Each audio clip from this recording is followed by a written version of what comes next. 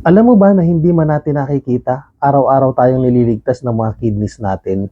Habang natutulog tayo, habang kumakain, habang nagtatrabaho, walang tigil nilang nililinis ang ating dugo. Tinatanggal nila ang dumi, sobrang tubig, at toxin sa katawan. Pero imbes na alagaan, madalas inaabuso natin sila.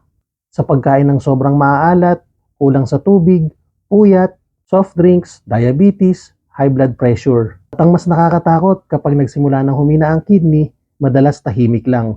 Walang sintomas hanggang sa dumating yung araw na lumalala na pala.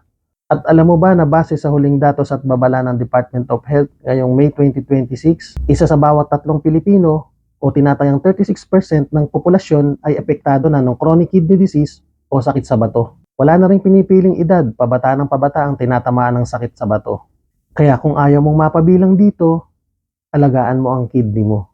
Follow mo ako kung gusto mo pang matuto sa dialysis at kidney health. Dahil minsan, kaalaman ang makakapagligtas ng buhay.